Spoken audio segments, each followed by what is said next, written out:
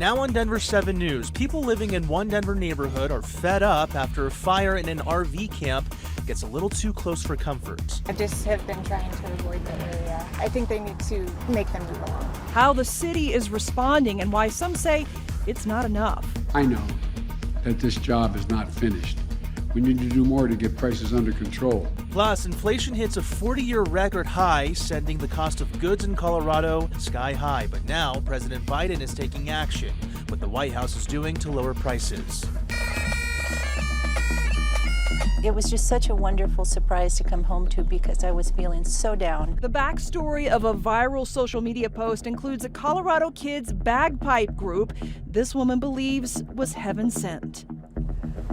Thank you for watching Denver 7 News at 5. I'm Jacqueline Allen. And I'm Bayan Wang. There are new concerns tonight about the growing number of RV camps in Denver. On Thursday, another RV parked in the city's Park Hill neighborhood caught fire. You can see the video on the flames here. This is not the first time something like this has happened in this area either. It sure isn't. As Denver 7's Patrick Perez reports, these incidents have businesses pressing the city to take action. Cell phone cameras were rolling as an RV caught on fire Thursday in an industrial part of Denver's northeast Park Hill neighborhood. Man, those guys work fast. This picture shows the aftermath of that destructive fire near the corner of Smith and Forest. On Saturday, a sidewalk covered in soot is all that remained. If that fire was just this past Thursday, there was another one several months ago right here on Grape. This nearby resident, who did not want to be identified, says multiple RVs have been moving into the area in the past 2 years. I just have been trying to avoid the area because I don't know what is involved with, living out of an RV for that long of a time. A quick drive shows a glimpse of the problem. Multiple broken down RVs parked along the streets just feet away from businesses and growing mounds of trash. This is not the first time we've reported on this problem. Back in December, there was another RV fire in this area, this time just a few minutes away on Smith in Quebec. And just last month, business owners in the Ruby Hill area complained about the trash and filth from the RVs there. So when you're a property owner, it's not really what you want to see. The city says it's working with several agencies on enforcement. Neighbors we spoke with off camera say, while it may be unsightly, they just have nowhere else to go. The Department of Housing Stability is working on a safe parking site program that would allow some of these RV owners to park and get connected to services. The request for proposals for that program ended last month, so now the city is working to find out exactly who will manage that site. The soonest one could open is June. We're in Denver. I'm Patrick Perez, Denver 7. Thank you, Patrick. A spokesperson with the Denver Fire Department tells us the cause of Thursday's RV fire is still under investigation. The Denver Police Department is investigating a deadly crash that happened late last night. DPD says the collision happened near the intersection of Spear and Broadway. Police believe the pedestrian crossed the street without waiting for a signal and was hit shortly after. The pedestrian died at the scene, and police say the driver stayed on scene and cooperated. Boulder police have made an arrest in connection to a body found on Pearl Street yesterday morning. 21-year-old Alan Moody has been charged with vehicular homicide. Officers found the victim's body around 6 a.m. Friday between 47th and 49th Streets. They say the person, who has not been identified, had significant traumatic injuries. Wow. All right. After months of waiting, hundreds of people who lost everything in the Marshall Fire finally have an idea of when and where debris removal will start. Crews will be on the ground in mid-April, and some of the hardest hit areas will have first priority. They include Superior's Sagamore neighborhood, along with Original Town Superior and El Dorado and Louisville. The county prioritized these neighborhoods because of the environmental hazards they face and the socioeconomic status. Superior's Mayor Pro Tem says everyone needs to stay patient. There's naturally going to be some frustration with some people who may appear lower on the list than the people who are higher up on the list. Debris removal will take anywhere from 3 to 5 days per lot, depending on the size. And the Boulder County Sheriff's Department expects it will take several more months to determine the cause of the Marshall Fire. A lawsuit was filed this week against Xcel Energy, claiming power lines were responsible. Xcel insists that it has seen zero evidence of that. Deputies are also investigating coal mines and a shed fire as potential causes. The governor is expected to sign a bill that would make it easier for people with homes destroyed in natural disasters to cast a ballot in upcoming elections. Senate Bill 152 came after the Marshall Fire, but will apply to all natural disasters moving forward.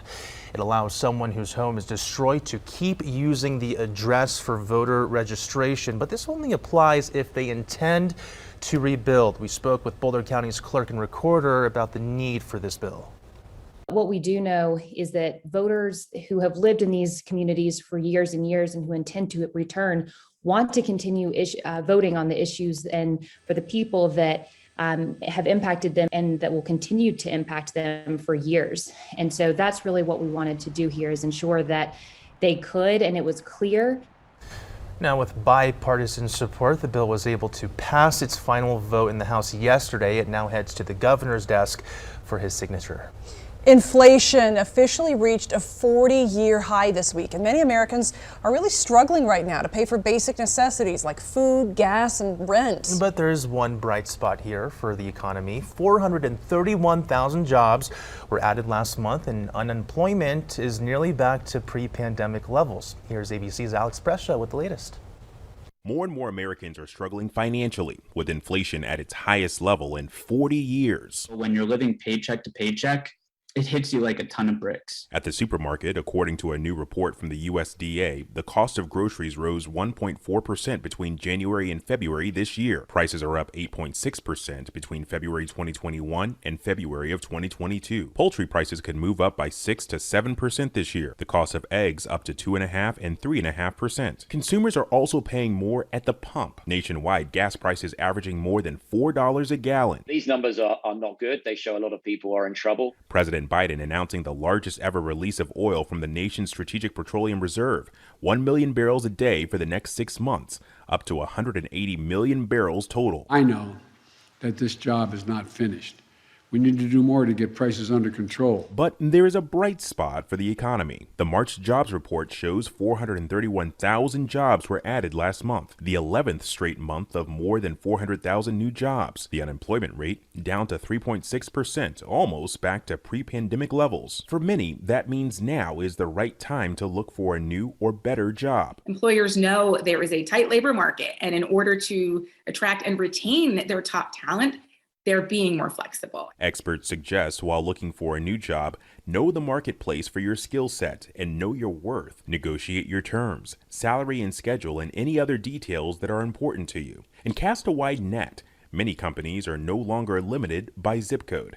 Alex Brescia, ABC News, Washington. All right, Amazon workers in New York City have voted to form the company's first ever workers union.